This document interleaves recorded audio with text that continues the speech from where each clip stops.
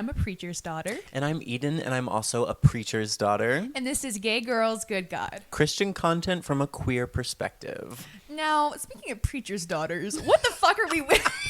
We are literally giving like the two types of preacher's daughters. Like whenever you think it, you think obviously like the girl who stayed and who married the youth minister, and then there's whatever the fuck the church thinks happens to everyone else. I'm the youth minister. No. Is she married? No, I am giving the type of preacher's daughter that we both are, I think. Yeah. You are giving the type of preacher's daughter that I would say you were meant to be. I wasn't meant to be a preacher's daughter, so that's a whole different story. Yeah, I am giving the butch lesbian of the preacher's daughters, and you're giving the manic pixie. The manic pixie, yes. To bring that back. Oh, bringing it back. Bringing it back. Leitmotifs. A call back to one of our earliest episodes. Last episode. All of these are our earliest episodes. These are our foundational texts, if you will. Oh yeah, the sacred texts. Luke Skywalker, the sacred texts. It's us dressed as Bob and Larry. Those are the sacred texts. Oh my God. The scene whenever Yoda showed back up and burned down the... Yes. Yoda called down a lightning strike. Written, bitch. Don't cite the ancient magic to me, bitch. I was there when they were written. So we are dressed as preacher's daughters because today we are talking about Miss Ethel Cain. Yeah, we decided to get like the two reasons we started this podcast out of the way as soon as possible. VeggieTales and Ethel Cain. This is my VeggieTales bitch. Ethel Cain, preacher's daughter. This is Ethel Cain is my VeggieTales. This is my Avengers Endgame, Infinity War, whatever it is. Yeah, we're skipping all of the build up and just giving our best at the beginning and then hoping. You know what they say? Blow your load early. That's always. That's my favorite Ethel Cain lyric. Blow your load. Is that does she actually have that? No. Because I would say I've listened to like one of her albums and a couple of her other hits from her discography. Her other hits. Her other big hits. Whatever it's like, her version of hit is like, I'm dying slowly. No, literally. Ethel Cain's biggest, like, poppiest, most fun song, she's literally talking about this dude who keeps guns in his locker. And she like. And another one of hers is like her having an existential crisis in the room with God, which we have all had. Girl, who among us? Sussy baka. No, it's like suddenly praying and being like, God, I'm so sorry that I'm here, but if you just let me get home. Real vomiting your guts out. Yeah. God, I know I didn't believe in you, but please. Yeah. Before we get into the Ethel Cain of it all. Praying, yes. Oh, okay. Speaking of praying, pray for me. I keep on dropping my paper. It's one thing I'm going to do. If there's one thing you're going to do. Speaking of praying, though, for real, Sister Kayl, who are you praying for? I got 2 prayer requests this week. You have 2 prayer requests? The first one is obviously Broski Nation. I am praying for Broski Nation right now because we are in lockdown. We are. Brittany interviewed Hosier and the chemistry was there. Yes, it was. She can't move to Ireland. No, we can't lose her. She can't move to Ireland. But he can move to Broski Nation. That's true. I feel like that's where their hearts meet. In the heartland. In the heartland. Isn't that Memphis though? That's Graceland. Broski Nation is on lockdown. And Brittany, we know you're watching. Brittany. Hi, Brittany. Thank you for tuning in as always. Like friend of the show. Friend of the show, Brittany Broski. Love Brittany Broski. Obsessed. This is definitely, we are under Broski Nation. A lot of people are wondering, like, where are y'all streaming from? Like, what country? Broski Nation. Broski Nation. This is actually a 4-foot by 4-foot cell in a prison in I'm trying to do a play on Guantanamo Bay. Guantanamo Slay. And I'm also you got syphilis. Anyway, I'm also praying for the girlies who lost weight and then gained it back. Word. Because I'm currently going through that. I lost about 70 pounds and I'm like, and my body's just changing. And becoming okay with that is just really hard because you see how differently the world treated you after you lost the weight. And then just slowly like going back to how people used to treat you is just, but I do love my body. I'm very grateful for it. I am very privileged with it, but also girlies, I know y'all are going through it. That's also just the barrage of self-esteem issues that are hit upon, like, forced upon women when it comes to your size and your body type and things like that. But like you said, to see the other side, it's one thing to intellectually know, like, the thinner you are, like, the better you're treated. But to live it. Yeah, and then to be forced back to the other side and be like, oh shit, well, I see how y'all actually see me now. Yeah, that's awful. But yeah, so that's who I'm praying for this week. I'm right there praying with you. Yeah. I myself, you know what? I'll pray for the girls who lost weight and are gaining it back too. Because I only pray for myself, and I am gaining a little bit of weight back. No, I'm kidding. No. It's like, I am blessed to not, like, be a plus size girl in a lot of ways. I am 6'7" and I am, like, built like a barn door. But I used to be a lot more, like, thin, and I've gained 20 pounds in the last 6 months because I had lost a lot of weight because of, like, personal reasons and things like that. Now getting it back, and, like, I'm trying to learn to be like, I like my little pudge. You know what I mean? Yeah. Yeah. Bodies, the bigger the body, the more to love. And when we say that, we mean there are more square inches of you to deep fry and devour. And being built like a barn door, is that like a rib cage opens situation? Yeah. Splayed out, blood Yeah. eagle. Yeah. So speaking of, I did, for everyone watching on YouTube, all 3 viewers, I did bleach paint this hoodie. And I'm it giving is full slay. emo. Tonight will be the night that I fall for you. I also bleached a hoodie, and on the front I did like flowers and smiley faces and hearts, and I put just a girl on it, and then on the back I wrote, "Though I walk through the valley of the shadow of death." And I think that's hilarious. I love picture here. I love that hoodie. And then Sam did the "From its creation to its glory to its tragic end." He drew A the 9/11 rectangle. t-shirt. Very serious things happening in Guantanamo Slay. Oh yes. Very serious things. Very serious things. Okay. I think I am also praying for any of the girls who wear platforms while they're drunk. I think big prayer for y'all. The scrape knee of it all. Yeah, the scrape knee of all. If you can see, I have a bloody little knee right here. Last night we were having some fun at the fair. Georgia. Georgia State. Georgia Southern South. The fair with the flashing lights. All I know, a little bit too tipsy, and I was trying to hold on to too many fried Oreos, and I was on these like 7-inch platforms, I think, in total, 5-inch heel, and then the 2-inch platform. And I ate shit. I tripped over a piece of gravel, broke my ankle. Yeah. Speaking of trying to hold on to our Oreos, the fair did not treat me well either. No. I was up all night with my tummy saying no to whatever something I ate last night. So we have been cursed. Yes, we have been cursed. The fair always, like, I told you this last night, I have had so many distinct dissociative episodes at the fair just because you just become so aware of there's just so much stimulation, and I am not a girly who does well with that kind of overstimulation. It's also a lot of people from all sorts of different places and different vibes or whatever. It's also a lot of just everything is so synthetic. Anywhere that is designed to make you have fun suddenly makes you so aware of, like, oh my god. Did like, you ever see that VeggieTales episode, the Land of Oz? It was like the No. Wizard of Oz thing. Oh, it was the Prodigal Son. I'll talk about when we do Prodigal Son. Girl. I'll talk about Prodigal it, yeah. Son episode incoming. Oh my god. Hi, Mimi. No. We're messaging you. Oh my god. So, shall we get into the Ethel Cain of it all? Absolutely, Okay, yes. okay. So, last week, Kayl did VeggieTales because that's your Christian obsession. My Christian obsession. My current and forever and semi-Christian obsession is Miss Ethel Cain.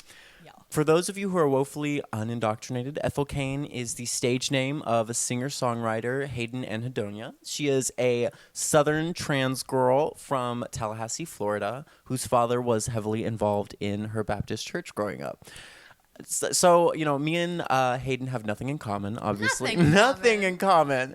Suffice to say, when I first discovered Ethel Cain and her music, Mama... I remember when you found out Ethel Cain was a trans woman, you were like, bitch. Literally, because Everything, because you were already like, me and this girl. I was already obsessed with her music, and it was so, like, I was already obsessed with her music. were. And I was like, it speaks to me in this way. yeah. And then later, I found out that she was trans, and I don't know, that's so special to me. Because right? you know that wasn't like the initial thing that like, Because that means she isn't only existing in the world as like, Yeah. oh, she's trans. Yeah. Like, blah, blah, blah. And also, that means that sense of connection that I felt, like, deep down, Yeah. when I say I think this is like this quality of her music is trans, like I don't know. I almost feel more justified in saying Girls that. when they knew it all along. Yes, because this girl knew it all along. Like it was Ethel all along. Ethel bitch. all along. So Hayden grew up in the South of the United States, experienced all of the repression and angst and whatever of Southern Panhandle, Florida is the South. Panhandle, Florida is the hills of Mississippi, is the back alleys of Alabama, is the low country of Georgia. We're all in this together, girl. Ethel Cain, however, is the character of Hayden's creation, which in interviews she has talked about being representing kind of her darkest parts or choices in life. Kind of like if she had gone down the paths that the darker sides of her wanted to, Ethel is who she could have become. So whenever I listen to a lot of her music, I think that's why I still feel a lot of that like trans quality in it, and also why you can kind of taste that grounding of realism in it. Yeah. Even though it is fictional storytelling, her music is, which we'll get more into later. So Ethel Cain is only the current iteration of Hayden's persona. In the past, she has done a lot of different music, of which I am also a fan. She originally DJ'd under the name of White Silas, I believe, which was a lot more like techno, nasty, dirty beats. Really good. Also Miss Kane, I believe, and then started doing Ethel Cain more recently. Okay. She had a few projects like Inbred, but then her big breakaway hit, which we all know and love, is Preacher's Daughter. She's only 25, right? Yeah, and I feel bad about that. Ouchie, ouchie. Every time someone is super successful and too similar to me, and they're doing some great piece of art that I really appreciate, there is that bit of envy in me that's like, Oh, I know. but I'm I not know that what you good. mean, yeah. I- If they were in high school at the same time as me, I'm like, oh my God. But I do just kind of try and let myself get, there is just as much joy in observing great art as there is in creating that's it. where I'm at. Because like both of us are like creators and like creative people. And I think like just like recently I've been trying to become okay with like never having reached this mass audience and just like being more important with like the stories that I'm telling through my creations with the people that I like care about the most. And so I am becoming more of like being a fan of from an observer like of other I people's feel success. that. I also, because like I think about that tweet all the time. That's like people consider an artist, whether it be like a writer or a painter or whatever, a failure unless they're like, or they consider themselves a failure unless they're like big and famous and can do it as a living. And it's like that's right. That's the equivalent of someone being like, well, I'll never make it to the Olympics, so I might as well never go on a run. Yeah. It's like that is not the point of it. The point of making art is to make it to participate in this great, beautiful thing called art. Yeah. And sharing it with the people that you care about is what art has always been about. Only in like this mass culture, mass media age do we think of art as something that you need to be consumed by the entire world. Otherwise, it's not valid. Right. But that's a whole... don't get me started on art, bitch. Shout out CJ the X. No, Oh yeah. Love her. That's what I thought of as well. Ethel Cain. Ethel Cain. Ethel Cain. I will say stories about Preacher's Daughter, which is the concept album that we'll be talking about mainly, which tells the story of Ethel Cain, of her life and death, told from the perspective of her in heaven speaking to her mother. It has been discussed, the actual story, a lot online in other podcasts. If you want the story, you can go somewhere else. I'll brush over it briefly for everyone's sake. But I would mainly like to talk today about Ethel Cain and her album in the context of the Southern Gothic tradition. Because I got an English degree and I want to put it to use. What are you gonna do with your English degree? A podcast on Ethel Cain. A podcast on Ethel Cain. The fuck? Like, The fuck you mean? psychoanalyze. The fuck? Oh my god, that made me remember those AIs that of Obama, the Ice Spice one. Ice Spice now I'm a Obama? 2-hit wonder. The fuck? fuck. I would. Whoever's doing that is truly doing the Lord's work. They That are is doing what the Lord's AI work. Was made for. We need Obama's face on every Ice Spice interview, the actually. Joe Biden one that I'm feeling cunty. Hey guys, I'm feeling cunt. Love her. Bo Jiden. Preacher's Daughter. I'm going to go through the track list real quick. Word. And then we're going to talk about the story in short. It starts off with Family Tree intro, which is kind of the spooky, moody introduction to the album. It has a preacher's voice opening the beginning, talking about mothers. We then move on to American Teenager, which is kind of like the poppy, really popular song from the album, which is about basically the disillusionment of living in the United States, especially in the South, under like conservatism, war, and existential angst with God. Yeah. We then go on to House in Nebraska, which is her yearning for the simpler times with her high school sweetheart, Willoughby. And she's reminiscing on the times that her and Willoughby would sneak out to a house that was off the highway near town. And it's implied like make love, hang out, whatever, and then talk about the days in the future when they would eventually make it out to Nebraska and have a simpler, more beautiful life. We then get Western Nights, which is Ethel escaping her small town with a man who basically commits crimes, breaking into ATMs in the middle of the night. She's a criminal. She's a criminal girl. Yeah. She's holding on to him. Criminal Girl. I'm Chanel now, Booth. Yeah.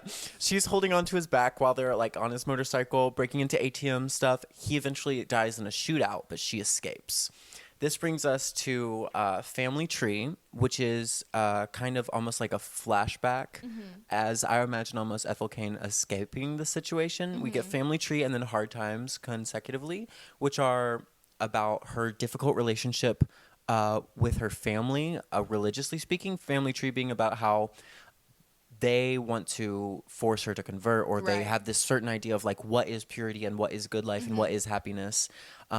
Says like take me down to the river and bathe me clean. And then we have Hard Times, which is more of this very slow, somber, reminiscing on all of the pain inflicted by her father, in particular in her life. Oof. That one, girl. Hard Times. I got chills even like, Hard Times. Girl, if you haven't listened to this album, there's only so much justice we can do to it by talking about it. That's why I want to move through this part quickly and get to the more of the like broader discussion, because in the vein of talking about art, there's nothing that can compare to just listening to this album. So true. Like when I hear art that really compels me or watch art that really compels me, I have this urge to like, I want to participate in it. It's the feminine urge to write about the things I love, because it feels like that's the only way to like pull it closer to me, to participate within it, is to take it and put it in the context of my own thoughts on page. But sometimes I have to have the humility to just be like, there's nothing I can do to like be a part of this. I'm like paralyzed, like in awe of it. All I can do is witness it. Worship, bitch, worship. That's how it is to be. Yeah. Mama, us reinventing Christianity. Anyways, we then move on to Thoroughfare, which is incredible I love song. Thoroughfare. It's like a 10-minute long it's my song. favorite musically. It's beautiful. We get some harmonica. It's like this country. Oh my God, the building of like the emotion in it. Basically, us singing. This is where Ethel meets Isaiah, who is a man who picks her up on where she's walking on the side of the road with a gun.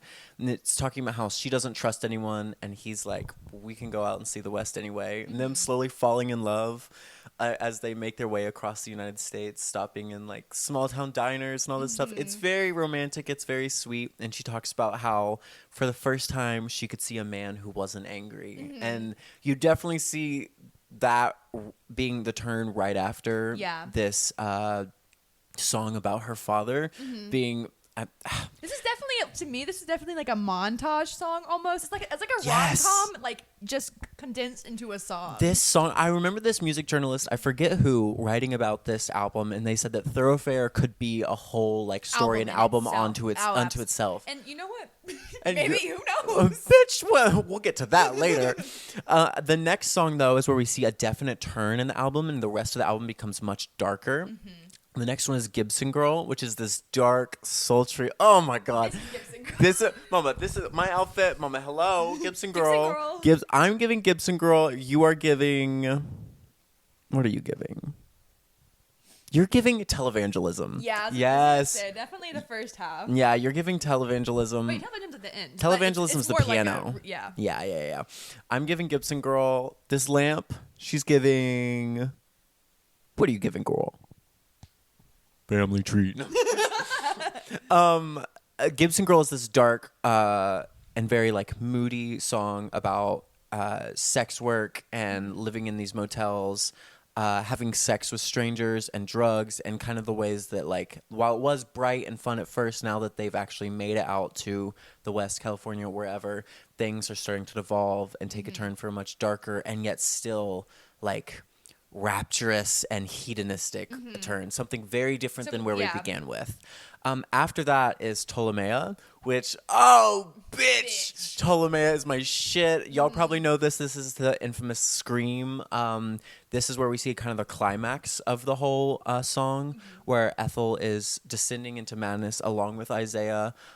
We see the rising tensions between them, and it climaxes with Ethel being killed by Isaiah. Which brings us to the next song, which is August Underground, in which Isaiah eats Ethel Cain. Yum, yum, yum. Cannibalism, an important motif. We then move on to televangelism, which is an entirely there are no lyrics. It's just a piano. Yeah, it's beautiful. I'm trying to learn it. You're trying to learn it, and Kayl plays the piano beautifully. Yeah. Oh, I love your piano playing. I kind of interpret this song as like the quiet moment after death. We then get Sun Bleach Flies and then Strangers, which consecutively are almost like, in my opinion, a reminiscing and like post-mortem reflection upon the world from which Ethel Cain came from, Right. Kind of the culture of the church and how much she would give to go back to the peace and quiet of that repression and sadness. And then also Strangers, which is a direct appeal to her mother, or about her mother, talking about like, oh, Jesus Christ. It's so... Basically, these last two songs are kind of the conclusion of the album, obviously, but it's mainly reflection on the difference between how she ended up making this whole album almost like a cautionary tale, and versus where she came from, reflecting on kind of the unhappiness that still existed there, right? And connecting this to her mother. Importantly, drawing this line between the only other woman that we even have in this entire album. Okay, that concludes the basic recap of the album. I was gonna say televangelism to me almost feels like, because you obviously can't have a moment of silence, but to me that feels like the moment of silence, like when you're respecting someone who has passed. Yes. That is kind of what that gives to me. Yes, it's very, and it's so like, it's not even yearning, it's not somber, it's not just plainly beautiful. There's something so I'm searching for the words to describe it, but I don't even know if I can. It's just like, and it's also almost like in the Hunger Games when Rue, whenever Katniss sings Rue to sleep. Yeah, you know what I mean? It's sweet, like, it's simple, it's so sincere. I just shit out a brick. I think that the difference between televangelism and the rest of the album, and why it needs to not have any like lyrics or anything sung over it, that it just needs to be a piano, almost like mourning the loss of Ethel Cain, is because everything else has been about like Ethel Cain's desires and wants, and like what she's struggling to escape, what she's struggling to forget, what she's struggling to gain, and then all of a sudden she's dead. Yeah. There's no more struggling, there's no more desire, there's no more love. That's it, yeah. There's no good or bad, there's just like what it is. And like by forcing you to listen to just one instrument play through this, you just have to sit with that for a while before you're given any more of this climax of the story. Love. This project is actually meant to come in 3 parts, which I'm very excited about. There's going to be 3 albums, 3 books, and 3 movies. Yes, each one. I'm so excited. It'll be a years long project. Yeah, for sure. Each one, we get this album, which is about Ethel Cain. We're also going to get one about her mother, and then her mother. So it's going to be the story. Yes, bitch. Did your mom ever get into those movies they were like very like pilgrimage movies about like early frontiers, but it followed like generations of women? I think so. She read like books. Like that were Love's like that. Undying Journey and Love Takes Wing. Maybe? I don't know. Oh my god, my mother was obsessed with these because it was like Christians. We'll do Christian smut. We'll do Christian smut and the repressed sexuality of Christian women. Yeah, girl. Christian smut. But it will be about the 3 women of this family, which I think is very telling about like the way that Hayden thinks of her work. Family tree, like for real. Yes, family tree. Like it's very obvious. But I won't even get into that yet. Word. Before I start to dissect and sink my jagged little teeth into this album, I would like to talk to you a little bit about Southern Gothic. All right. What do you know about Southern Gothic as a genre? not too much. I'm not gonna lie. I just like know that like because like you were saying earlier, where like you access this darker part of yourself. I know that like Gothic in general isn't necessarily like all spooky things. It's just accessing like a part of yourself that I don't know, just is like on the darker side of things. Yeah. I definitely, for sure. I think the darkness and also specifically it being part of a greater whole is something very integral to the Gothic genre, whether it be in literature, in music, in film. I would say Southern Gothic is in general kind of characterized by its unflinching examination of what we call the grotesque, often with a dark sense of humor and like morbid beauty. Word. The grotesque is, if you think of it as something like so horrific and disgusting and taken aback that almost makes you laugh a little bit. It's like the grotesque is related to the absurd, but it's a very an aesthetic concept and also a very repulsive concept. Just to read you kind of the holistic definition from the Oxford English Dictionary, which is the dictionary you should use if you're defining anything. PSA. Actually, Southern Gothic is a mode or genre prevalent in literature from the early 19th century to this day. Characteristics of Southern Gothic include the presence of irrational, horrific, and transgressive thoughts, desires, and impulses, grotesque characters, dark humor, and an overall angst-ridden sense of alienation. While related to both the English and American Gothic tradition, Southern Gothic is uniquely rooted in the South's tensions and aberrations. So, basically, what we're seeing in the Southern Gothic genre, as it emerges initially and also as it carries on to this day, is the Freudian sense of repression. If you'll allow me to walk you down my Freudian road again. Allow for now. For now, I'll allow it. Basically, what we see in Southern Gothic literature, movies, music, is a tension that exists between the idyllic idea of the South as like this pastoral, conservative, pure, white, like place of religious values, and then the actual reality of its very dark, brutal history and current abject horror of poverty, sexism, violence, all of that. Basically, the Southern Gothic, the idea of the Southern Gothic is to take up whatever you see around you that is the prettiest, glitteriest, shiniest object and to turn it over to reveal the darkest, most violent Gilded Age, bitch. It's about the underbelly. Yeah. So the Southern Gothic tends to take, especially the South, but it can kind of technically be anywhere. Usually the South, though. These like very uptight, proper ideals, and then expose them for like what they belie. And that is saying that makes so much sense because that is such a recurring even not in art, just that is such a recurring thing in the South. It's like, yes, you, like at least at the church that I went to, like every 10 years or so, there would be some like dramatic revelation about some dark secret about from like the most perfect. And it's just, it is almost laughable because it's absurd. It's such a stark contrast. When you think of the writers that come from the South and writing about that, I'm sure to the rest of the world, it seems like such this intricate and beautiful literary genre.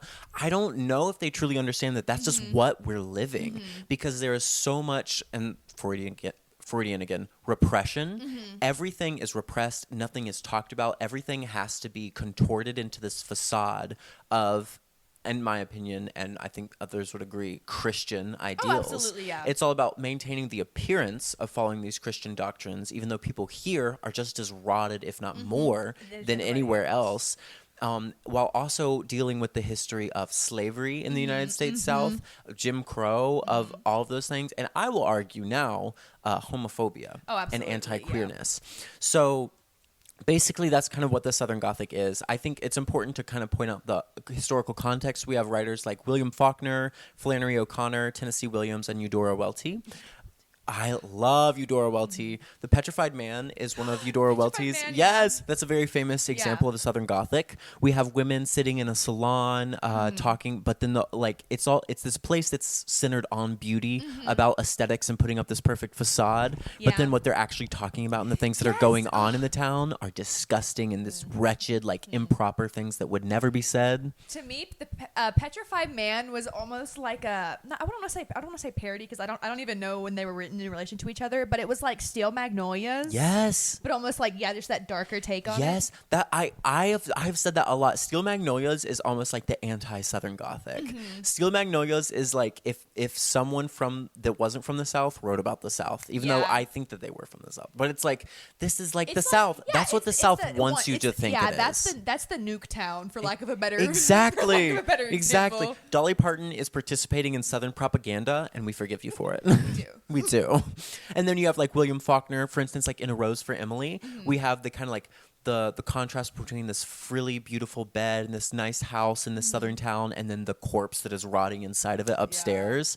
So we see like there is this tension and contrast, and it draws your attention to both the truly grotesque nature of that underbelly while also pointing out the falsehood of the facade in that dichotomy. And I believe that Ethel Cain is at the forefront of a resurgence in the Southern Gothic.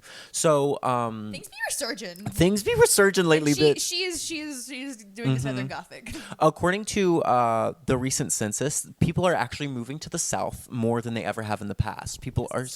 It's so cheap here. People are starting to move back to the South. People are starting with things like cottagecore and stuff to idealize the rural lifestyle once again. We are seeing a cultural shift towards the South in a way that we haven't in a long time. Country music in the last 10 to 15 years has become like more influential globally and nationally genre. It's less. There's been a lot less stadium country music and more back to those folk roots kind of country music it's a lot less post 9/11 country music. And country music has started to influence all the other genres even more. Which I've always like said that like you look at it if you do like looking at folk music, you're towing the line for country constantly. Yes. And so much more stuff is becoming folky and indie. And I love folk music. I Yeah. love country music. I love it all. And we're also seeing on the national stage like a rise of the South as conservative thought leaders, because no longer is it just a fiscally conservative Republican like party of Mitt Romney and things like that in Arizona. We are getting specifically this bigoted, right-wing, reactionary idea. Matt Gaetz, our new Marjorie Taylor Greene, our new Speaker of the House is from Louisiana. The religious conservative ideals like that have flocked to Donald Trump. Like that is the new conservative movement in the United States. The South is kind of pushing its way to the forefront of the American psyche, in my opinion. And as it rises and as it projects this... Not them saying the South will rise again. Mama, as it continues to rise and it continues to project even more strongly this idealized understanding of the United States as a whole, make America great again, this white, perfect, pristine thing that never was. More of that. There's more need and natural like appetite for the Southern Gothic, for when we say let's lean into these idealized and pristine and whitewashed aesthetics of American teenager Ethel Cain or whatever, while also with the other hand showing the lie that it is. I think what Ethel Cain does with Preacher's Daughter in a very subtle and powerful way is bring a dimension of gender and of queerness to the Southern Gothic that has rarely been seen before. So I think, as I mentioned earlier, this is obviously like, I mean, it's on the package, girl. It's called Preacher's Daughter. It's you know, it's the first track is Family Tree. Like this is about a familial relationships. The figure of Ethel Cain's father haunts the entire album. We never hear her have a direct conversation with him. By chills. By the way, chills. Oh my God, chills. Chills in Guantanamo Slay. We never see or hear her directly address her father like she does the other men or her own mother. He is only referenced. We hear what can be assumed to be his voice at the opening. She sings about the impact that he's had, but he just kind of haunts it as a figure. Whereas her mother, she sings this whole album too. She is the only like positive force in her life. She's the one that she knows will miss her and that she will miss. And then the three other men that define the album that she actually goes through her relations with are Willoughby, her high school sweetheart, she lived primarily in fantasy with at the beginning of the album, House in Nebraska, to the man that she runs away with. I forget his name, but then he he takes her into motels, they rob ATMs, puts her in danger, as she has to go on a run from the law, and he eventually is killed. And then Isaiah, who she feels a greater love for than she ever has before, and who kills and eats her alive. And so what we are seeing is like a rapid de-evolution in this trinity, which Ethel Cain loves a trinity. She loves threes. Of course. The three women of the generation or whatever. Between these three men, we are seeing this continual push towards less idyllic love and more painful, abusive, consuming love. Yeah. She moves away from genuine kindness with Willoughby and idealizing a future to a present which is mistaking desire and control for love, I guess you could say, which in my opinion is meant to like echo and reflect the past that she has with her father. Obviously, this is a daddy's issues album. And which is why like it took me for like, okay, fun fact about me, it's for the past 2 years it's been hard for me to listen to music. I'm getting over it now. I think Preacher's Daughter saved me because just like remembering that music, because this could also be called the Daddy Issues podcast. Who are we kidding? Mama. Who are we kidding here? Preacher's Daughters? Yeah, Preacher's Daughters. I mean, come on. So I think for me, this was just like, it just made me realize that like every relationship that I've had, even if it's like with a woman, or I just am constantly like, my father is just there, and this is always like either me comparing or contrasting every sort of like interaction with love that I have to what I have with my father. That quote that's like, if you grow up with an angry man in the house, there will always be an angry man in your house. Yeah. It's like this, I think that this album genuinely tries to explore, like, if you are raised around this idea, and I'll get into more what I think this means in the gendered sense. This idea of if you are raised as a preacher's daughter, if you come up fearing God and fearing your father with this religious Southern idea of masculinity and what a woman is supposed to be, that a woman is supposed to be subservient, then as you escalate that further and further, trying to get more and more of what you felt like you were lacking as a child, of what you felt like you were raised to want, you are seeking out being consumed entirely. Like what you are seeking out is to be devoured, like because having everything like of that is you like taken away, eaten alive, because the religious ideal of femininity of a woman, which is everything that is just to become nothing, is to be consumed, which is why I think that it is so trans of like a piece of work by Ethel. I always say, like, as trans women, we gain more knowledge than just knowing what it's like to be a boy and knowing what it's like to be a woman. If you are looking at a mountain from one side and then you climb over and look at it from the other side, you don't just know what both sides of the mountain look like. You know what both valleys look like from the top of the mountain. You get a better understanding of not just the thing that you're participating in as a boy or as a girl, but of the system as a whole. And I think that it takes a trans woman to write about the subtle, beautiful, intricate effects of this Southern ideal of femininity and womanhood, the ways that it affects your soul, and the way that it affects how you understand your relationship to men, and the way that you love, and the way that it makes you want to escape, but also traps you inside of it, no matter how far away from the South you get. Oh my God. Like, I think that she does an amazing job of bringing a queerness and a feminine critique through the Southern Gothic to religious and conservative ideals of womanhood. Oh my God. I don't know. Yeah. I don't know. Phallic. Once again. Phallic. Eden just making everything Freudian for 2 hours straight. Fuck. I was going to say something, but I forgot. I'm so sorry. You want to go for an ad break for a second? Hi, guys. Today's episode is brought to you by Wellbutrin. Do you want to kill yourself? Don't. A little Wellbutrin never hurt anybody. I actually don't know if that's true. We are not doctors. Hi, everyone. Have you ever wanted to sit on the floor of your bathroom all night? If so, go to your local fair and eat a corn dog. What's the worst that could happen? We are being bought out by Big Throw Up to push their agenda. Big Vom. Big Vom. Big Vama. Big Vom. Well, this could also just be big pharma because maybe I'm telling them to go get sick so that they have to buy medicine. Pepto-Bismol. She Pepto on my biz. Till I maul. She Pepto on my Bismol till I pink. Word. All right, and we're back. So I know that I will have definitely left some things out, and I'll be mad at myself for forgetting them later. But we can move on now to me not geeking out about Ethel Cain's music, and instead me bitching about going to an Ethel Cain concert. Okay, a few weeks ago, I had the beautiful privilege of making a pilgrimage to New Orleans, Louisiana, where I saw Ethel Cain perform live. Shout out Adam, my bestie. Thank you so much for getting me a ticket. Ethel Cain, first of all, I love you. Thank you so much. She's beautiful.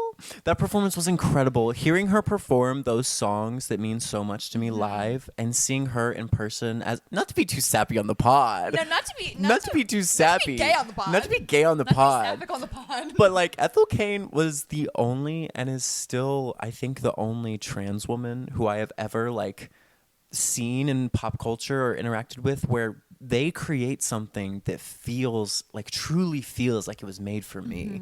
And I know that that is a feeling that a lot of other people have the privilege of experiencing a lot more than I do, and that still others have the disfortune of not experiencing even as much as I get to. But it's just a beautiful thing to be able to listen to music or watch a movie or read a poem and know that the person who created that like can really see you through their art. To me, the way that you've described Ethel Cain is always like being like the little girl pointing at the princess on the screen. Yes, like that's my princess, like that's me. Yeah. It's so like that, it makes me so happy, and nothing makes me feel more like stupid and like a fangirl and small than like how excited and happy I get about her. Anyways, so I got to go see her perform live. It was incredible. Her vocals were amazing live. She's great. She's gorgeous. She's fun. The video you took, she truly looked like Ethereal Cain. Ethereal Cain. Her Tumblr, so cunt. But bitch, can I tell you what happened when I was at the Ethel Cain concert? Let me tell you what happened again, because obviously I've told you. Yeah. Okay, I walk in. We, first of all, are standing out in line waiting in the rain for about 2 hours. It is freezing. This is New Orleans. First of all, it has been blistering hot in the South every single day this year up until now, of course, when it is suddenly 50 degrees and sleeting outside. That's holy suffering. Mama, that was God saying faggot. Like, so it's me and a bunch of transsexuals and my bestie Adam standing out in the freezing rain in New Orleans. I become besties with the transsexual behind me. Love you, girl. Hey. We get inside. It's all right. Like, we're just milling about. It's standing only. So I think, at least on the ground floor, waiting for her to come out, the openers and everything. I have to piss because I've been standing in line for like 2 hours. And I'm like, a girl's gotta piss. And I had even mentioned this before. I was like, looking like I do, going to the bathroom in public can be very difficult. I have lost jobs in the past by trying to use the women's restrooms, like things like that. I've been harassed, like had the police called on me. It's like, ugh. But I was like, you know what? The one place in the world that will be okay at the Ethel Cain concert, at the transsexual empire, I will be good. I walk into the women's restroom and I hear someone go, sir, girl. You can the look on someone's face like anytime whenever they say those three little letters, girl. They because I have been with you enough times, so like I watch and there's nothing there. I've never just stared at someone with so much hatred with the look on their face when they're purposely not to sound like a belligerent transsexual, but it's so they're doing it on purpose, absolutely. and it's so and it just, cruel. Yeah. But righteous anger. But this security guard busts open the door and is like, sir, you need to leave. You need to use the men's restroom. And I go, excuse me? First of all, the cis girls that were standing next to me at the Ethel Cain concert, fake fans. Fake fans. You didn't speak up for a trans girl. Fake fans. No. But I have to leave. I'm like, whatever. Fuck this. I feel bad. I go back to go stand. My friend leaves and comes back because he has to go to the bathroom. They pull me out of the standing room. And the dude's like, no, I need you to come with me. I'm going to go get my boss. They're trying to get me kicked out of the concert. Out of the Ethel Cain concert? So they pull me outside. Where's Hayden? Where's Hayden? Hayden. They pull me outside. I have to stand outside while this dude waits for his boss to show up. And my friend comes. He's like, what's going on? I'm like, they're trying to get me kicked out because I tried to use the women's restroom. He's like, are you fucking serious? I was like, this is bullshit. In the year of the Ethel Cain? In the year of the Ethel Cain? In the year of our Lord, Ethel Cain? And his boss comes down. And you know what his boss says? He's like, he was trying to use the women's restroom. And the boss says, I have told you 1,000 times they can use whatever restroom they want, and then turns around and leaves. Sick bird. Well, first of all, he's done this before? Question mark? Oh. I turn around to the dude, and I literally I'm not a mean person, but I just went, fuck you. And then I go to the bathroom. You're not a mean person, but when you've had it, you've had it. I've had it, bitch. And bitch, you know what I've had? It. I go to the bathroom. I piss. Yeah. Ooh, I piss. I piss.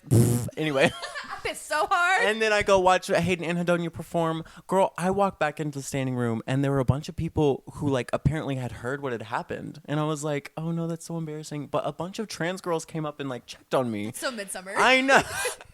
Us crying. While Ethel Kane's, like, performing, it was just... No, literally.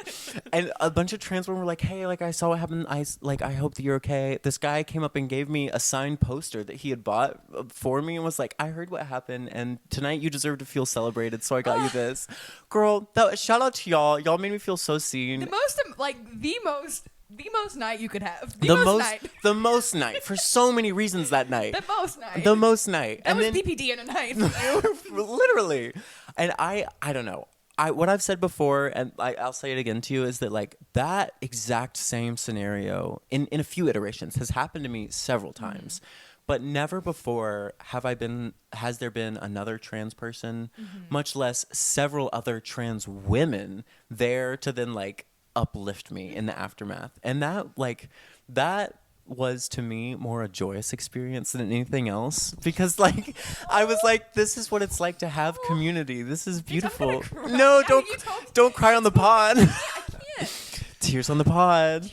Tears on the pod. So Is it gay to have tears on the pod? Ladies, is it gay to cry about your transsexual performance god? So I don't know. That meant a lot to me. Yeah. Thank you to the trans girls and the twinks who looked out for me. I love having community. If no one else got you. If no one else got me, I know the trans girls and the Ethel Kane twinks got me. So that's pretty much Hayden, Silas, and Hadonia, Ethel Kane, and my experience with her in a nutshell. Yay, thank you for sharing. Of course. Thank you for sharing Detox. I've been rewatching RuPaul season 5, and Eden's been tagging along. It's wild to see in those old episodes how they're literally just like they're about to get eliminated. They're like, my mom died. My mom lived. I have 6 legs. I didn't like. It's crazy. Imagine crazy. Well, my sister had a baby. He's fairly happy. The shrimps from Shark Tales performing on. Ladies and gentlemen, please welcome to the stage the shrimp from Shark Tales. Shrimp from Shark Tales. Your look tonight fell short. I'm sorry, my dear, but you were up for emulation. My sister had a baby. And then it just cuts. Your look wasn't krilling it on the runway. Michelle Visage, you look like fish. You smell like fish. You look like fish, but you're not giving fish. What is this bit? Oh my God. Anyway. Ethel Kane, girl. Ethel Kane. So, Sister Kayl, can I ask you, do you have a verse of the day for us? I do have a verse of the day. So this Bible that we use, I got for Christmas, my 9th grade year. This is whenever I wanted to go to seminary. That woman in seminary? Well, there's layers to it. Layers to it. But my dad got me this apologetics Bible, and I did a lot of marking up during my high school and college years before I got too high one day and realized my life was a lie. Oh God. But I decided it might be fun to go back and read something that young Kayl highlighted in her teenage angst. So this is going to be from Psalms 13 verses 1 and 2. Lord, how long will you continually forget me? How long will you hide your face from me? How long will I stir up anxious concerns within me, agony in my mind every day? How long will my enemy dominate me? You need this emo ass outfit. Tonight will be the night that I'm. You were so emo. I was so emo. Emo little Christian girl. Emo little Christian girl on the cheer team. Everyone posting their inspirational like quote like Bible verses for the day. They're like, what's that one that's like, all things are possible through Christ alone. That literally was me with all my friends being like, I can do all things through Christ who strengthens me, and then mine being like, Lord, why dost thou torment me? that was me. For how long shall you let me wallow in anxiety and filth? So yeah, that was a little bit of me. So that's your preacher's daughter So story. that's something about me. And if you take those two verses and like make a whole album out of it, that's basically Ethel Kane. Word. I think that pretty much just does it for this week, doesn't it? That does. I mean, I think we'll talk about the South a lot because it is such a important part of both of our lives, and there's just something like, it is such a eerie place. The Book of Revelation. Book of Revelation. I think that like, as Southern Baptist pastors' daughters, we are obviously going to, when we talk about Christian culture, we are inherently talking about Southern culture because the two are one and the same. And we're talking about like Southern culture, we're talking about the effects of Christianity because the two are one and the same. Like, we have grown up in a region and we have grown up with a religion, a very specific sect of a religion that is entirely the product of a deep cultural history of racism, of genocide, of classism, and like it bears all of the scars that go along with it. All of the doctrine and ideals and cultural quirks that we now know are the product of generations of abuse and neglect and change. Just unspeakable horrors. Yes. And so inherently, like, picking through them, it's always going to come back to the material reality of our present along with the lines that are drawn to our past, like as Southerners, as Americans, as gays. As gays. But you know what? God is gay. All the time. And all the time, God is gay. Thanks for listening. Sorry. Thank you all so much for listening to today's service. And as always, thank you to our music minister, Brother Sam, for creating that beautiful piece of music that is our intro and outro. And if you are a visitor with us today, if you don't mind hitting that subscribe button and rating us 5 stars wherever you're listening. And if you love the show next week, when you come back, why don't you bring a friend? And remember, God is gay all the time. And all the time, God is gay.